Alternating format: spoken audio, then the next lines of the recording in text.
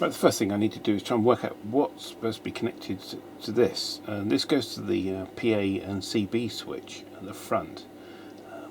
And there's another black wire on a transformer down here that looks like there's been some add-on into this unit. I'm not sure, it was a Roger bleep or something like that someone's obviously taken out, didn't want it anymore, and just left the wires dangling.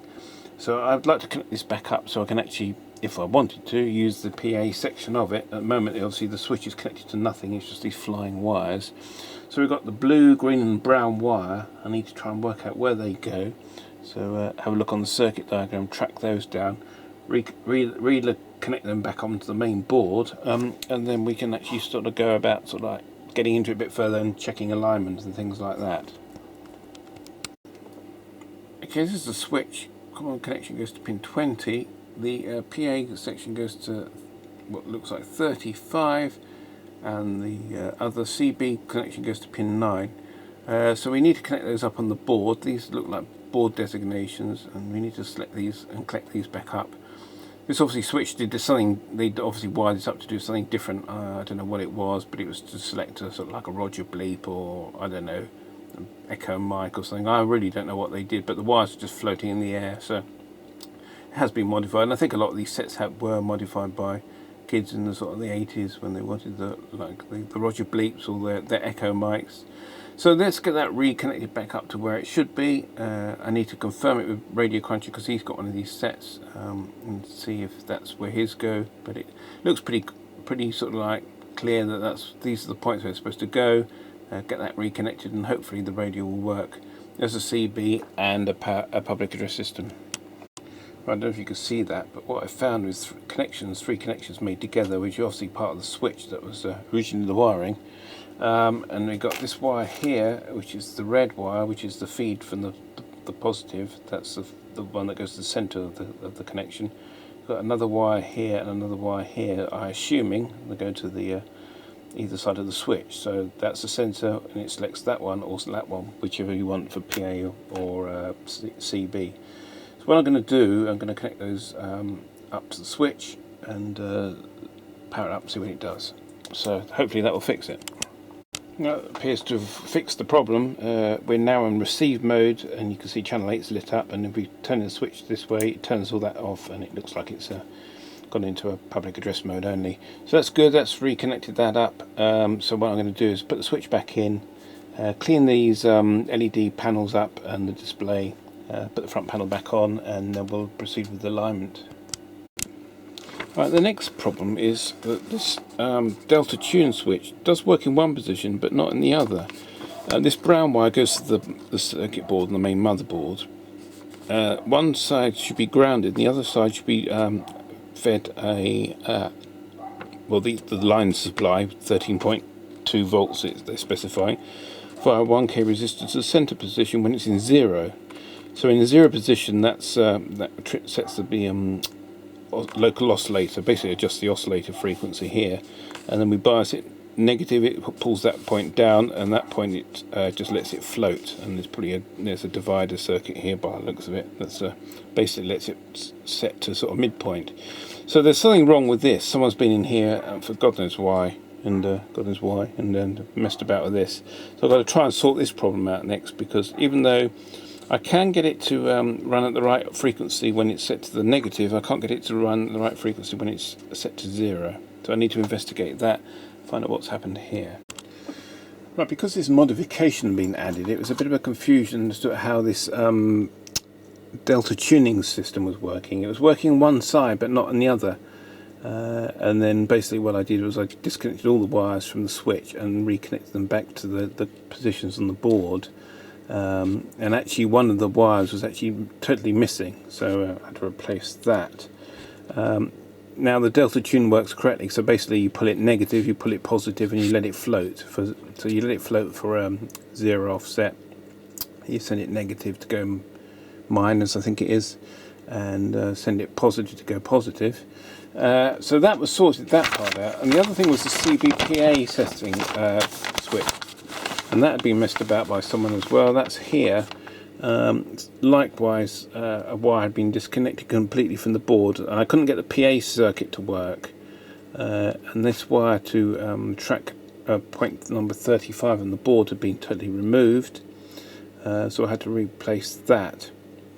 And initially when I tried it on PA mode, I got a warning on my Marconi that there was reverse power, and I was obviously putting power back into the power amplifier still and transmitting whilst I was on PA.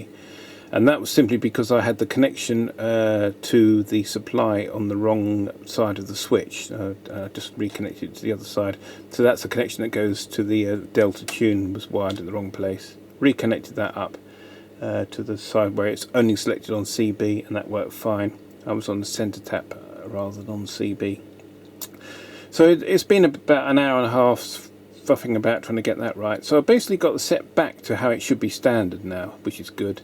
It works fine. It certainly appears to work fine anyway. So the next stage will be definitely to get it realigned and get the thing back to how it should have been working 25, 30, whatever it was years ago. Okay, the first part of this adjustment is the 10.24 megahertz adjustment for the phase lock loop, and I'm connected to the base of TR10 or Q10, and I'm adjusting CT2 for 10.240 46 megahertz. So I'm going to do that now. You see that frequency is pretty close, 10.24084, but we'll adjust that down a bit, try and get that in spec. So it's just the trimmer capacitor now, so we want 240046.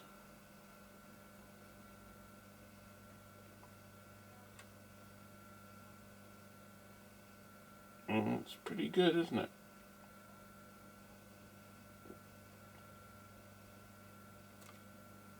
It's pretty good. So that's the first adjustment, and that's the sort of like the base oscillator, reference oscillator sort of thing for everything else, and we'll be working off that. So that's set correctly. Let's move on to the next part. Okay, it does actually also say, just to make sure that the delta tune switch is working correctly, you should have a shift to 400 hertz plus or minus. So let's go minus 400 hertz. And that's pretty good. And plus 400 hertz. I think that looks right to me. It's certainly, I don't know if it's 400 hertz, but it's certainly doing a plus or minus. So there's obviously the delta tune switch is working. So that appears to be okay. So yeah, let's move on to the next stage. Right, the next part is the VCO adjustment. Set the unit to receive mode, which it is. Set the channel to channel 40. It says connect a multimeter or DVM to test point 1, high impedance meter basically, to test point 1 and ground. Now you can't use the chassis of the unit because it seems to be isolated from the unit, but I'm using the cores of the transformers which are grounded. We've got 4.36 volts. And it says here to rotate T1 coil clockwise so that the tester reading is 4 volts plus or minus 100 millivolts. I don't know why clockwise, as assuming your voltage is high, I assume, but okay. So let's turn this is the core here, which is, I'm just going to adjust, get it down to 4 volts. Oh, see how sensitive that is to a, this is just a metal trimming capacitor, but it's very sensitive, so I need to use, I think I'm going to use this tool because it's the best shape. It's an RS tool, but I'm going to have to keep coming in and out sort of thing. So let's get that to, see if we can get that a bit closer. It's very jumpy actually. I've only turned it a tiny bit and it's moved out. So 3.93 is pretty good. Let's actually inspect now. 4.13, yeah, extremely touchy. Pretty good. Let's see if we can get it spot on, but I don't know if we're going to be able to. 4.05 is pretty good for 4 volts within 50 millivolts. Don't think we're going to get it any better than that. 3.96.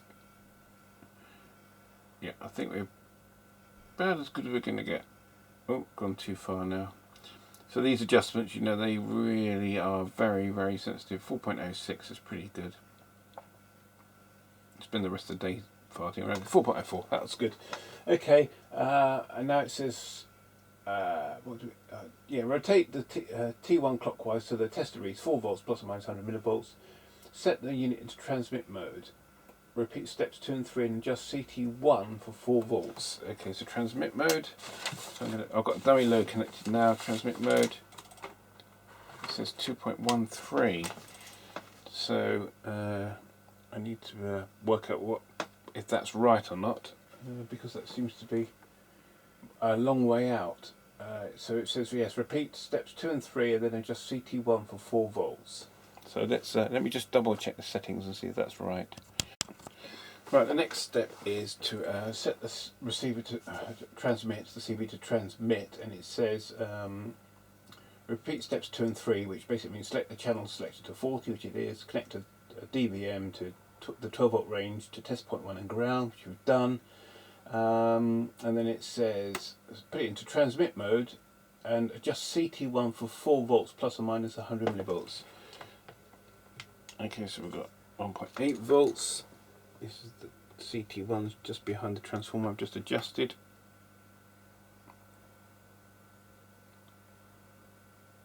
Very jumpy adjustment again.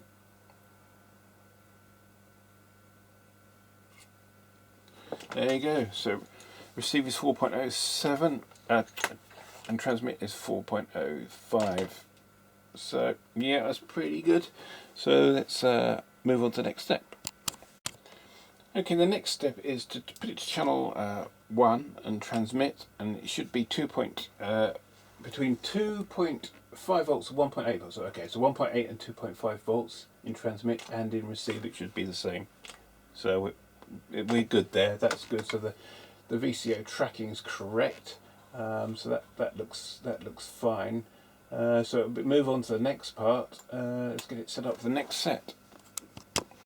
Okay, the next step confused me a bit, and I was sort of like trying to work out why it's saying this. It said apply 9 volts to the set and in transmit mode, set to channel 20 and adjust T2, 3 and 4 for maximum waveform on the scope. We're looking at the output of the RF signal, so we're looking across the attenuator input, the antenna input with the 50 ohm terminator on it. And I initially tried it at 12 volts, and we could get an adjustment. But when I turn it to 9 volts, you get a more coherent adjustment. And I think it's because at 12 volts, you're probably running the amplifier into its ALC level, automatic level control, or AGC, whatever you want to call it. I've turned it down to 9 volts. We certainly get a better sort of like setup.